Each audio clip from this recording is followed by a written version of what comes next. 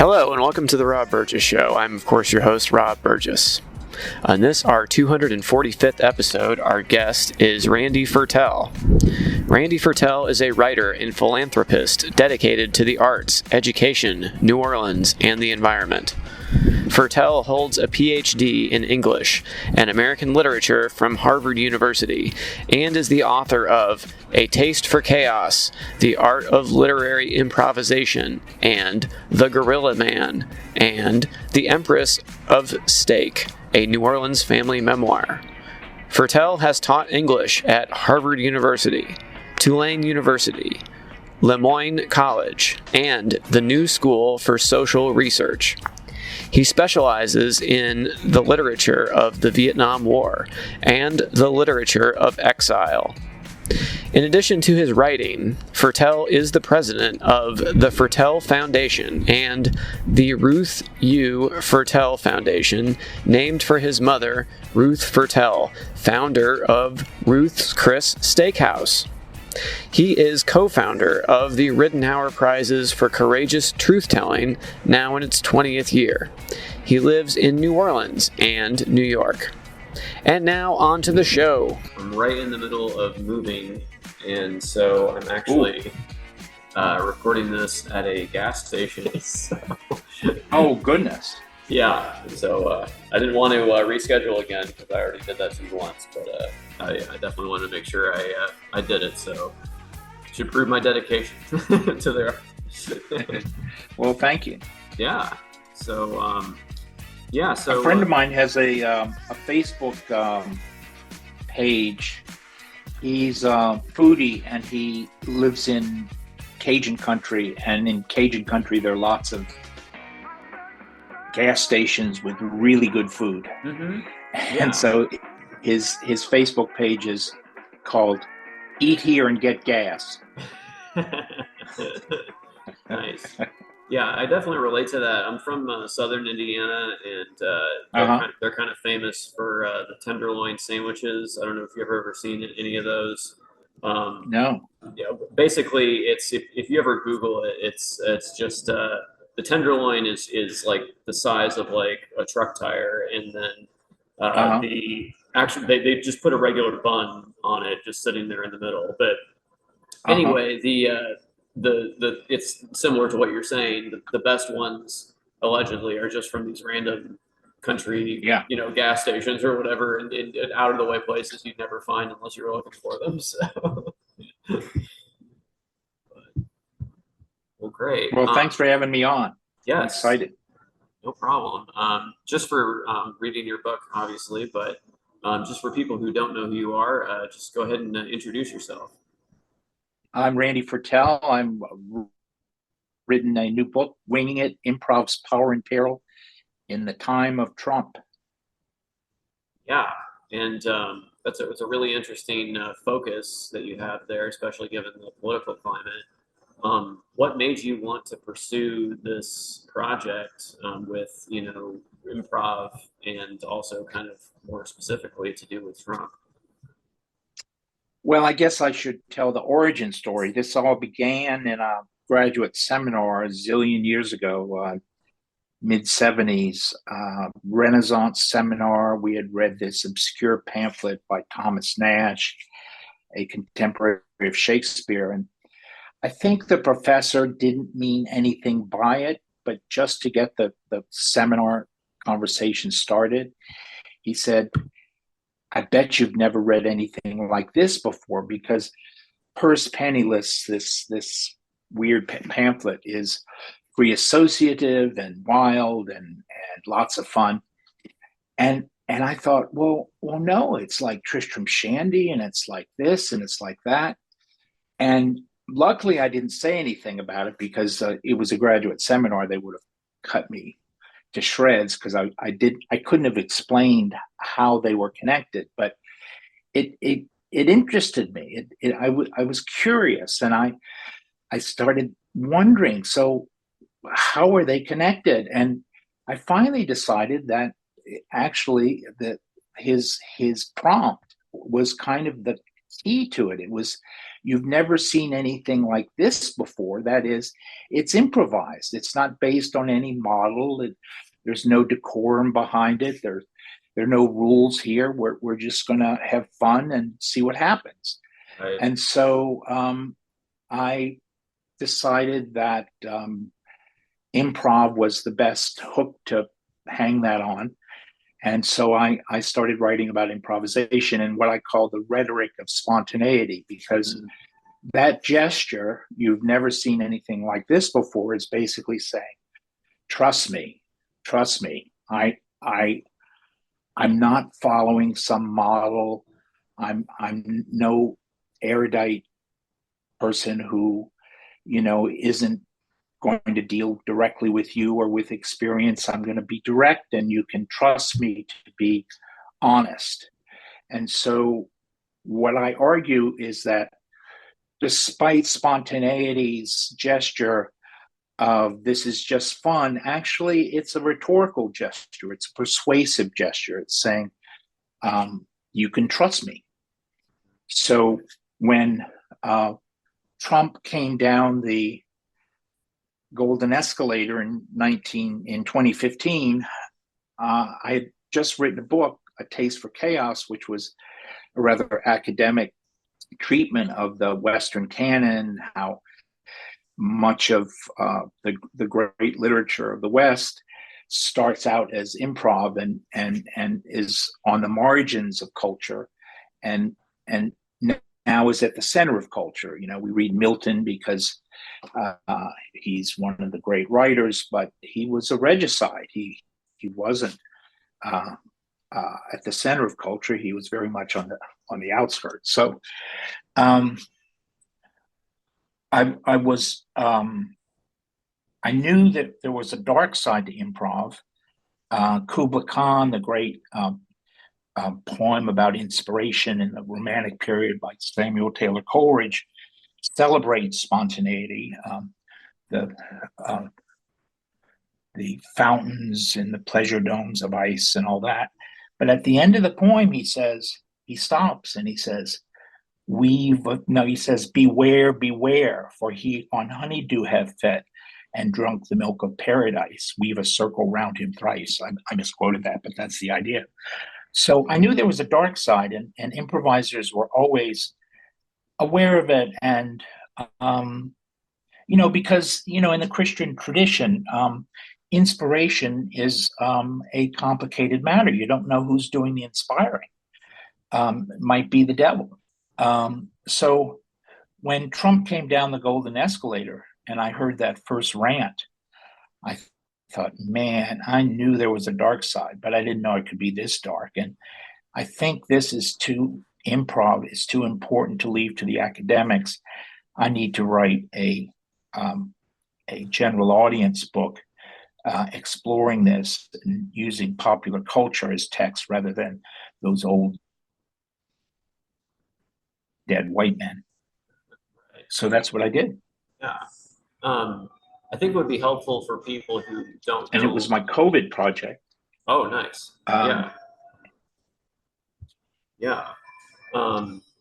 Well, I think it might be helpful for people who aren't super familiar with the ins and outs of improv, because I have friends who are in local improv groups and have been for quite some time. So I'm fairly steeped just observationally in what goes into improv, but maybe you could just kind of explain the central tenet of improv being the yes and belief and just kind of keeping the scene going. If you could just kind of walk that through for people that might not be quite as familiar with that. So I started writing about this in the mid 70s, and comic improv had begun, but I was locked in the library. I was oblivious to it. I was in Boston, but I'm sure they had improv clubs, but I didn't find them. But I do reference comic improv in this book, Taste for Chaos. I'd become aware of it by the time I published that book in 2015. But I really didn't know a lot about it, but I really dived deep into it for this book. And yes, you're right. Yes, and the rule of agreement is pretty much the sole rule of comic improv. If I say you seem to be out of breath, you can't say no, I'm fine. The narrative's over if you say that. Right. Or if you say, yeah, I have asthma. Well, that's not a very interesting response. It doesn't lead anywhere. But if you say, yeah, there's an ogre running after me, well, that's going to go somewhere. So the nuttier the response, the less accurate, the less fact-based, the more it is a lie, not based on evidence, possibility in the real world, the more interesting the comic improv is going to become.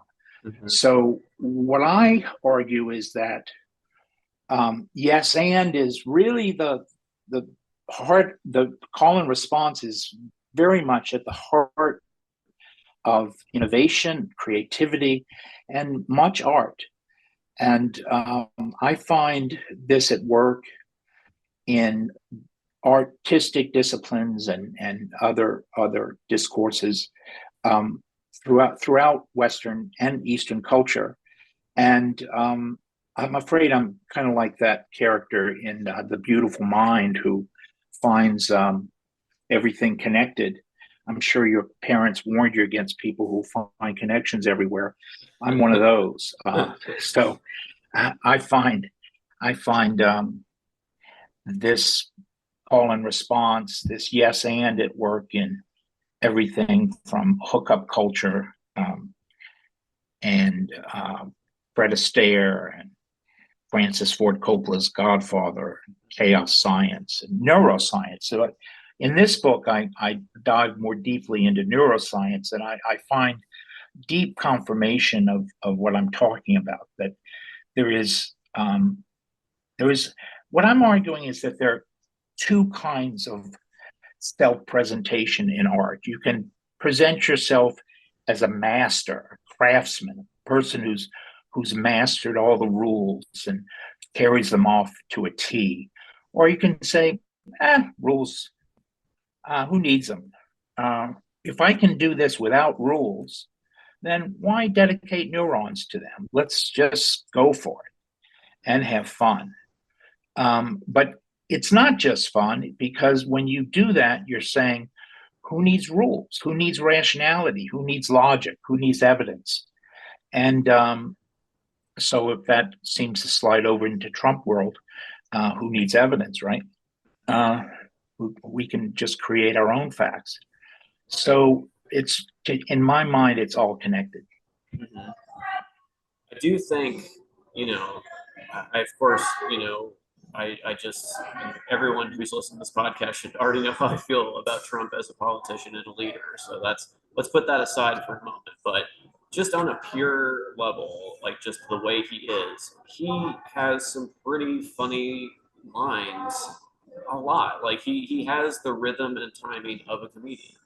Like I find myself laughing at him in spite of myself sometimes, because he does. Well, you have to laugh rather than cry. Yeah. No one's going to accuse him of being the next Robin Williams. But he does have the improviser's secret power. He's a good listener. He may not listen to you or me. He may not listen to the adults in the room, but he listens to his base.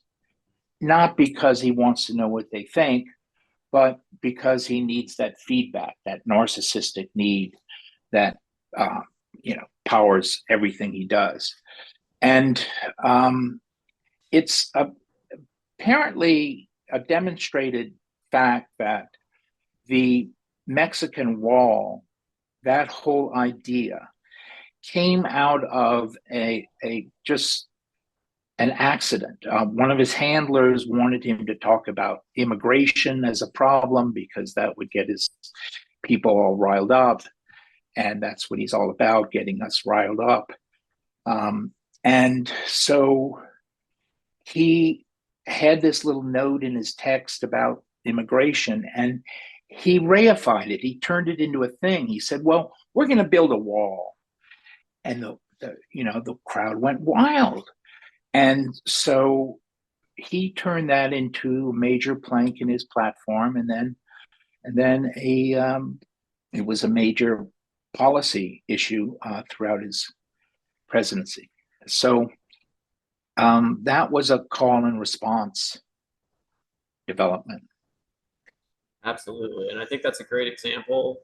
And I think you could apply that to so many other things. Just look at his stances, such as they are on abortion, right? Because we had, during the first time he ran, he ran for president before that, but in 2016, let's say, when he was, courting that evangelical base, there was the famous quote where he was saying that women who have abortions should be punished legally, and he was saying that, I think, obviously, because he was trying to get in good with, the people that, he wanted to get in good with, and that's what he thought they wanted to hear. And so he said it. Now cut to 2024, Roe has been overturned. There's been huge backlash, at the polls. We've seen at the state level since then. I feel like Republicans are the dog that caught the car in a lot of ways. This was a great issue for them before they, before it actually went through, and now they kind of don't know where to go with it, because it's like, well, what do we do? Do we actually provide birth control and sex positive education? No. Do we punish the women? That doesn't seem popular. What do we do? So he's now like backing away from that idea, and it's because, again, he's listening. As you said, he's a good listener. He hears what the crowd wants and doesn't want, what the electorate, whatever he thinks his base or the electorate wants, and he'll say that. Now he's backing away from that. So, he doesn't really have any firm positions. It's just like whoever he's talking to, and whatever the last person who talked to him, or whatever the crowd said most recently that got the biggest cheer. And that's kind of how a comedian works, if you think about it. When they're workshopping a new set, they'll go do a couple test runs, see what works, see what doesn't, expand, contract. You know what I mean? They'll kind of tease it out, and that's kind of what he's doing. All the time. He's kind of beta testing everything and seeing how it flies. So, but I want to introduce a distinction here, because what you just described fits stand-up comedians better than it does improv comedians. True. Yeah. Stand-up is about mastery. It's about there was a recent Gentleman's Court GQ interview. A friend of mine, Brett Martin, interviewed Seinfeld. And there's this incredible moment in the interview. My friend really stood toe to toe with Seinfeld. It's a great interview. And Seinfeld says, man, there's just nothing like being up there all by yourself and just killing it. There's such mastery. And comic improv is about, well, for example, in improv comedy, there are no mistakes. You can't make a mistake because, for example, there's the famous story about Herbie Hancock. He's playing with Miles Davis. He's finishing his solo. He's supposed to hand it off politely to Miles, and he says absolute wrong chord. It hangs out there like rotten fruit. And Miles gives him the side eye. It's like, what have you done here? And all of a sudden he turns it around and he makes it make all kinds of sense. And Herbie Hancock in his memoir says, what is this alchemy? Well, it's the yes and kind of alchemy. It's how there are no mistakes. The wilder the offering, the wilder the yes, the better the yes and so that's not about mastery. It's about mystery. It's about the one of the great comic geniuses of the improv tradition, a guy named Del Close, who's kind of the wild man of early improv. He used to say that we aren't here for laughs. We're here for gasps. We want gasps. It's a hard word to say, gasps of recognition. And these comic improvisers with either a single prompt from the audience, like dog chow or something, build the whole narrative that might last an hour. And at the end of it, the audience has been making connections along with them, and they've been their own subjective connections. And that's one of the differences between improv and the mainstream culture, which is based on evidence and logic and reason. In improv, it's not about finding some objective truth. It's about finding meaning. And meaning is always subjective. And, think about it. Improvisation dominates popular culture in the 20th century. It starts with jazz here in New Orleans. We kind of gave it a good bump, a head start with Louis Armstrong's solo improvs. And then Freud and Jung free associate, and that infects popular culture and gospel and rock and roll and rhythm and blues, and all those iterations of rock and roll that followed, one crazier than the last. And then comic improv comes along, and then Christopher Guest's Spinal Tap and all those wonderful improvs. The method acting is a spontaneous. It's got spontaneity at the heart of it. So we are all about improv in popular culture, but the reason for this is because in our daily life, we live the most regulated life imaginable. It's nothing but rules.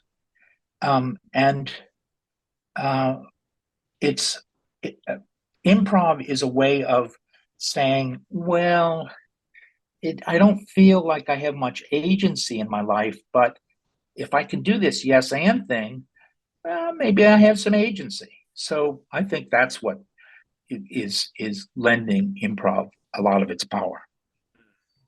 Yeah. And of course, Donald Trump comes along and says, I hear you, to his base.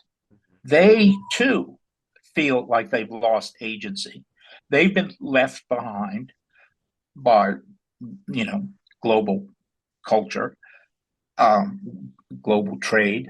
And he comes along and says, I hear you. I'm going to be there for you. And of course, he isn't, but they believe him and they vote for him.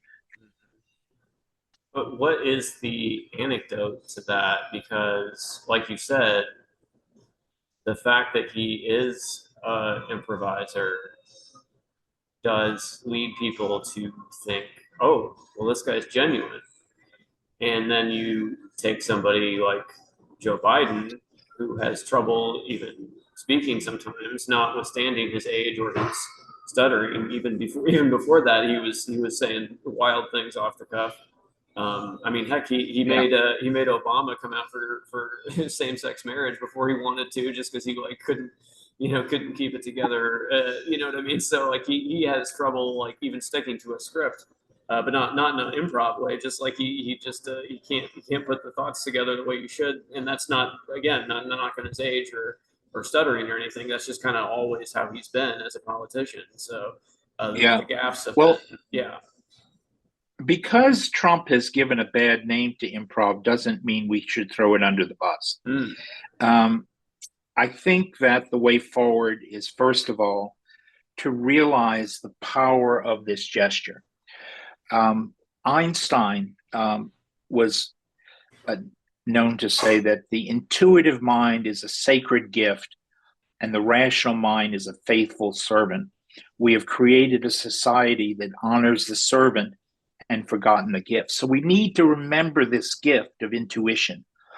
And we need to, at the same time, use both sides of the mind, because neuroscience is now pretty much in agreement that though we have one brain, we have two minds, we have two ways of knowing the world. We have hot cognition, which is the world of improv, of intuition and instinct and embodied emotion, the lizard brain.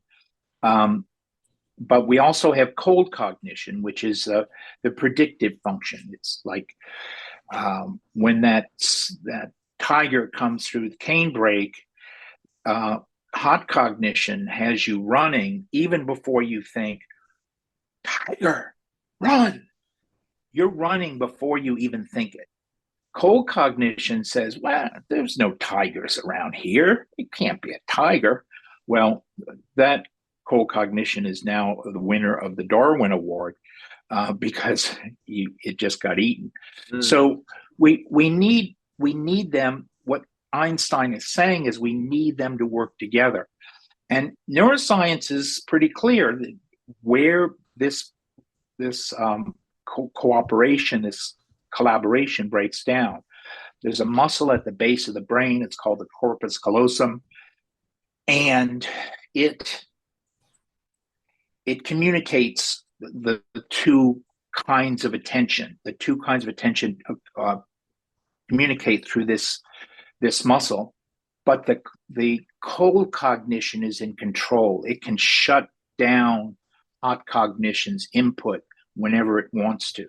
So, but it's up to us. We can say, when someone says, my gut knows more than many brains, it sounds like he doesn't want my brain to work here.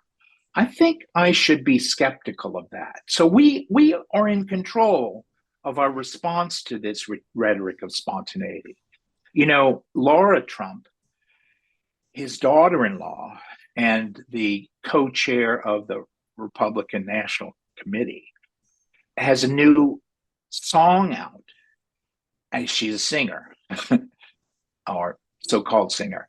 And the song is it's don't think, just jump.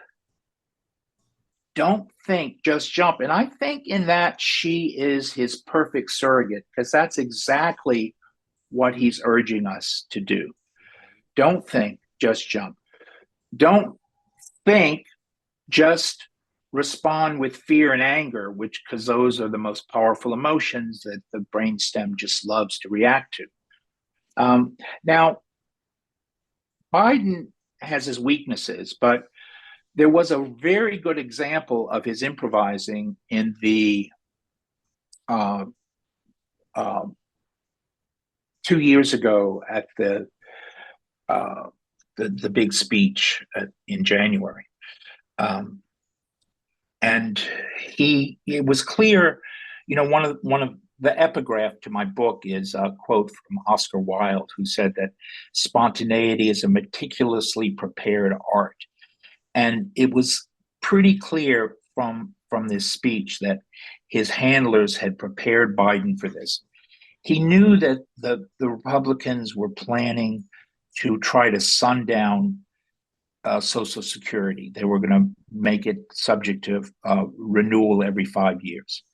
So he brought this up. He says the Republicans want to sundown Social Security and Medicare. And of course, he knew that they would rise to this bait. And the hecklers, Marjorie Taylor Greene amongst them, vociferously said, "Oh, no, that's not true. That's not true." And he said, "Oh, I'm so glad to hear that. I'll count on your vote in favor of continuation." So, he had him. He had him. And, the commentators all agreed that it was a great improvisation, that it was prepared in advance, but that he had won the round. So I don't think we should because Trump is such a dark improviser, that we shouldn't embrace improv. Improv is now part of everyday popular culture, and we have brilliant examples of it everywhere we look. And we need to be as lively as Robin Williams and all those great improvisers. So many things I would love to talk to you about, but one thing that's definitely been weighing on my mind is AI. Yeah. Talk a little bit about that. You have a section in the book about it. Yeah, obviously there's some elements of, go ahead. Yeah. Yeah. So it's not a coincidence that Trump comes into power right when social media takes over our phones. We, the iPhone is called a casino in your pocket, and every time you hit like, every time you make a friend, you're creating, you're walking into a trap. It's the trap that the algorithm creates. The algorithm is created by cold cognition. It's very carefully planned, but once it's set in motion, it's like a black box that engineers talk about, where you don't really know what happens inside it. So once the algorithm is started, you can make adjustments to it, but it basically is given one purpose: increase engagement. And using machine learning, which develops after iPhone comes along, it quickly teaches itself that the best way to increase engagement is fear and anger. So every time you create a friendship, so here's one of the paradoxes of the history of improv. The man who created the underpinnings of the friends button, it's a man named J.L. Moreno, and he created a thing called sociometry. It was a way of diagramming relationships. You go into a kindergarten and some of the kids are being left out, and you can draw a graph of who connects to whom. So this is a measurement of a sociology, a sociometry. And Facebook is based, the like button and the friends button is based on this idea of sociometry. So J.L. Moreno was an Austrian psychiatrist, student of Freud, who founded a theater of spontaneity in Vienna in the 19 teens and brought it to New York in the 1920s. And he thought that spontaneity and his sociometry would improve this industrial community that was suffering this isolation and all these things that came with industrialization.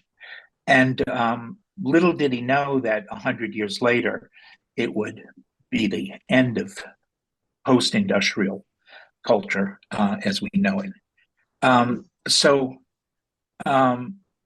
AI is just social media on steroids.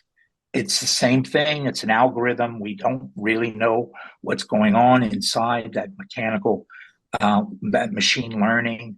And once you set it going, it's going to go where it will. It's an improvisation. It's something new under the sun. It's something never seen before. And so, as I said, as I warned you, I make everything seems to connect in my mind. No problem. Yeah. This has been really interesting. I only have a couple minutes left. So is there anything that we didn't talk about that you really want people to know? I know there's a million different directions we could go with this conversation, but is there anything really important that people should know that we haven't talked about yet? Well, so the book stays away from high culture. It's about popular culture. I have chapters on Francis Ford Coppola's The Godfather and Chinatown. a chapter on Paul Simon's Graceland, um, chaos science. I, Walt Whitman, Fred Astaire. There one, as I argue, there's a self-presentation as a craftsman and self-presentation as an improviser. And Fred Astaire is an improviser, and Gene Kelly, the great uh, uh, kind of fireplug of a dancer, was he liked you to see him sweat.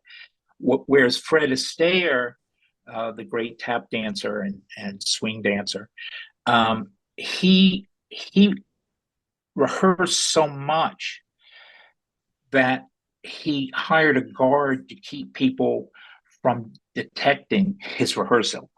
He wanted you to think that he made it up as right there in front of you. I also have chapters on detective fiction, because one of the soft underbelly of cop fiction is vigilantism, and vigilantism is exactly what we saw on January 6th, taking the law into your own hands. So it's the book is wide ranging, and I've been told it's written with the air of improvisation itself, and I'm told it's fun. So I hope people will consider it. Right. Well, yeah, it's very interesting, and yeah, you're right. It definitely goes in a lot of different directions, but that definitely keeps it pretty lively. I feel like you were improvising sometimes with some of the connections you made there, but it was all good. So I've been enjoying it. Thanks. One question I do ask before we go, though, always is, what music have you been listening to lately? Well, just before this, I was listening to Graceland, Paul Simon's Graceland, a great example of improv. That he that whole project got started because someone sent him a tape of some South African music, the Boyoyo Boys, and he thought, "Oh, this is really good. It reminds me of the joyousness of rock and roll in the early days." And so he even though there's a ban on travel to South Africa, he goes down there, and he discovers that he listens to their playing, and he realizes that the reason that it's reminiscent of 50s rock and roll is because they're imitating 50s rock and roll. So he went down there to have this unmediated connection to the roots of rock and roll, imagining that it came out of Africa, but which of course it did. But Malcolm Gladwell talks about how the rhythms come to North America from Africa hundreds of years ago with the slave trade, then get transformed in their new environment into R&B and gospel and doo-wop and 100 other things, and then get refracted back to Africa. A musical jet stream encircling the earth round and round, and Simon gets caught up in that stream as a kid and plunges in it again as an adult years later. And he can tell, I've been here before. So that to me is one of the interesting things about improv, that it's this sweeping river of the way we think and the hot and cold cognition, the battle between those two. And it's always been with us. It's been with us since bioevolution started. And if we can stop Trump, it'll be with us as democracy continues. Right. Well, speaking of Graceland, shout out to Bakithi Kumalo, the bass player who did the bass improvised, I believe, bass break on "You Can Call Me Al" from that album. So yeah. I love it. But anyway, thank you again for taking the time. You're welcome back to come back anytime. I'm sure we'd have a lot more to talk about, but it's been fun. That'd be great. So that'd be great. Thank you very much. Absolutely. Thank have you, a great Rob. have a great rest of your night. You too. All right. Talk to you soon. Bye-bye.